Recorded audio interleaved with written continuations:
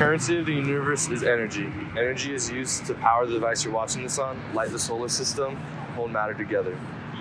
There's many different ways to harness this energy, ranging from coal to wind to geothermal. Today I would like to talk about nuclear power.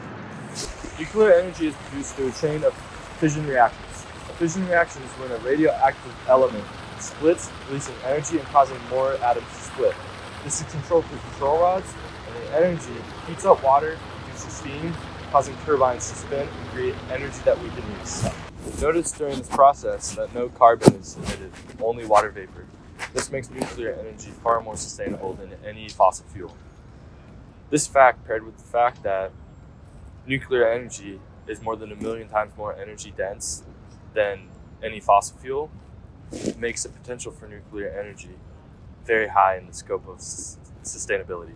This ties into green chemistry's principle for design of energy efficiency. Imagine a world where we harness the power of nuclear energy.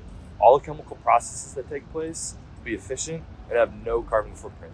On top of being more environmentally friendly, nuclear energy is cheaper than coal energy in numerous regions of the world.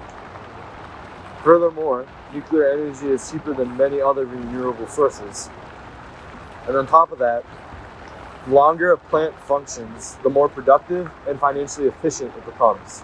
So why has nuclear energy become less available across the world? Governments have been phasing out nuclear power plants for fear and public sentiment. But why? Events like Chernobyl and Fukushima have intense media coverage and skew public perception.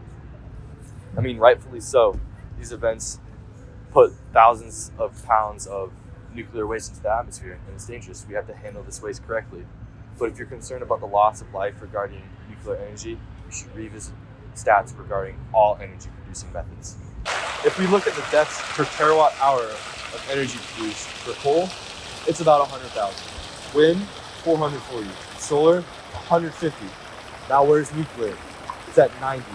And this includes the accidents of Fukushima and Chernobyl. In fact, if you go back to 1965 and switch every single coal plant for a nuclear plant, estimates show that about 81 million lives across the world would be saved due to lower carbon emissions and lower source acquisition.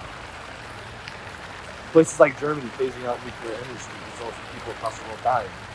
Take in China, for example, 4,000 people die per day due to fossil fuel emissions.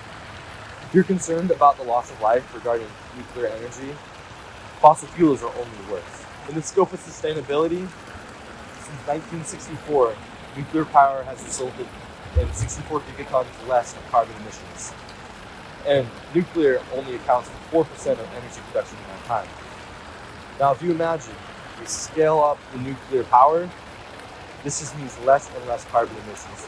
The future is bright for nuclear energy. There's plenty of research happening to make it more efficient and more available.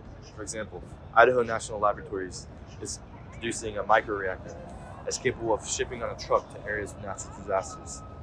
Also, recently a fusion experiment worked at 150% efficiency. Nuclear power is the victim of bad press or cognitive bias. Few disasters are remembered while the stats are not looked at. This leads to gigatons of excess carbon into the atmosphere and the deaths of innocent people across the world.